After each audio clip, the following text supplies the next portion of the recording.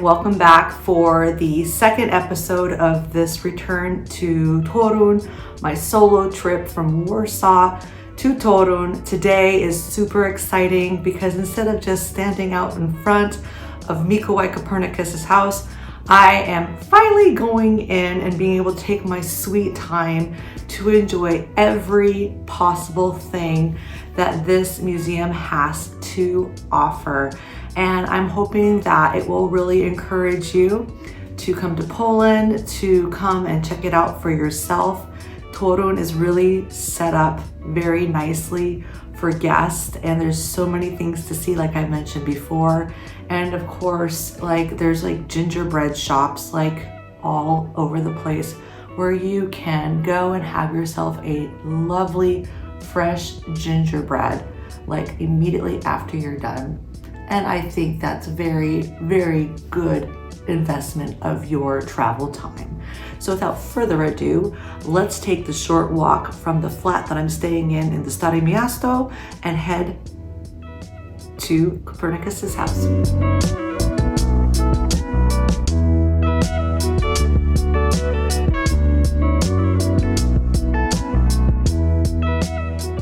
Okay, so I'm here at the Copernicus house and it is so pretty.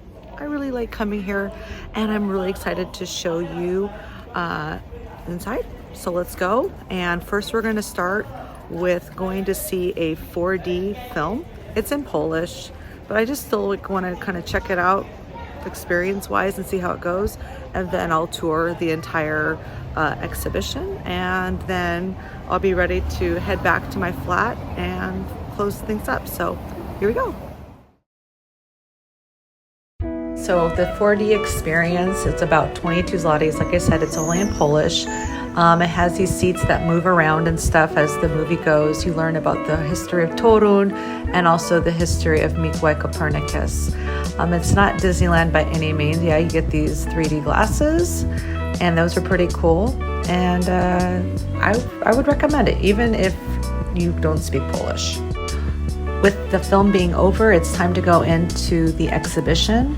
And if you didn't get your tickets online, it's really simple to go just get them and get your audio guide as well. I would recommend it. And here we go. I got my headset stuff and I'm ready to go inside and take you with me. So first, we're going downstairs into this amazing planetarium style room. And I just love all the colors and stars. It was so super attractive, and I don't know, this was a great first impression. Screens for me were amazing. I just loved learning about all this history, and I could just see that all the other people that were exploring the exhibition so far, that they were just having such a blast. And again, this room was just for me. Really loved that people were just standing around and interacting with this exhibit. I didn't put one on my head, but it's okay. Then there were 3 chairs, which all 3 were occupied at the time, but I can tell that it was a really fun way to learn about the solar system and science. Then over here, I really liked how they had a throwback to some old printing press style stuff, and a few telescopes showing just how telescopes have advanced over the centuries is really fascinating to me, because I used to love going with my dad to the backyard to look at the stars when I was growing up. Next, we're going into what used to be Copernicus's family's living quarters, and it was neat to see all these old pictures of his family and relatives, and just getting more in-depth information about how they lived. The next part of the exhibition was archaeological discoveries that dated back to the time of the Copernicuses, like these shoes. I just thought these shoes were really incredible. They were made a certain way so that you could walk in the sewage, because they didn't have good, sewage systems back in the day. And you can see here on the floor the full outfit of what the clothing with the shoes would look like. And I really, really loved all the aesthetics of what their home could have looked like when he was living. It was really incredible to me. And my favorite part was, of course, the kitchen. And you'll see that there is a little kielbasa that's hanging in there. So I'm sure they had a lot of pierogi and kielbasas and pomidorova back in their time. The next thing is I want to show you is these ceilings and some of the details of the actual building because it's original. A lot of the part of this house, from the pivnitsa all the way to the attic, which I'll show you later, are really original. And that is like a delight for me to see that. In this next room, they call it the white room because of the white ceiling. And also that it features a lot of the people that took the work of Copernicus and put it to the test. Despite the opposition that they faced in their day from the religious system, they were able to use compasses and math to prove that the earth and celestial bodies circled the sun and not the opposite, which gave way to incredible inventions and discoveries, such as determining that the earth was not flat, but it was round. So it is incredible to see like all these instruments. Some of them are original. Right, so now I'm going to take you to another great highlight, which is actually going to be the attic. And you're absolutely gonna love it. So you go into the room and you're surrounded by all these like beams of light and stars, going back to the whole Copernicus astronomy thing. I loved it. And then all of a sudden, bam, you get to see the original wood beams from the 1300.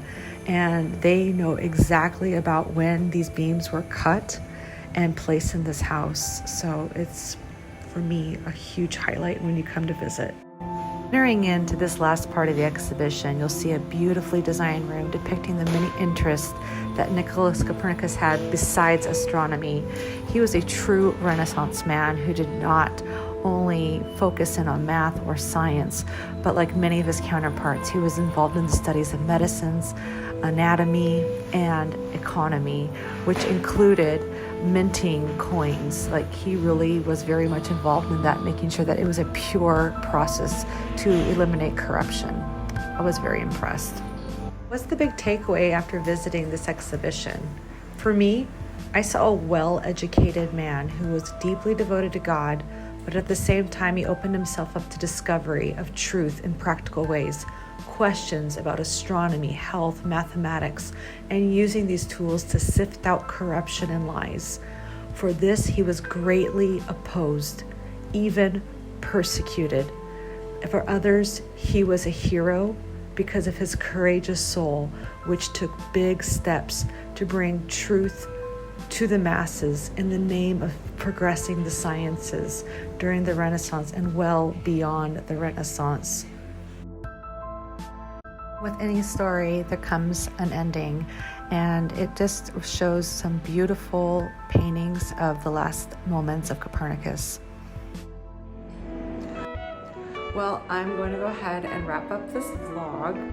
This is probably the most museum intense vlog I've done thus far. And I have to say that I was pleased on so many levels by visiting the Copernicus house, and I was totally amazed by how huge this place is.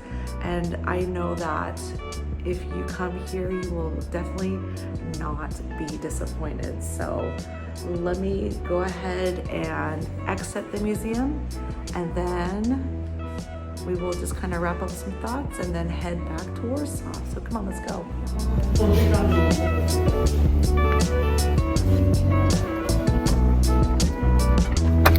So there you have it.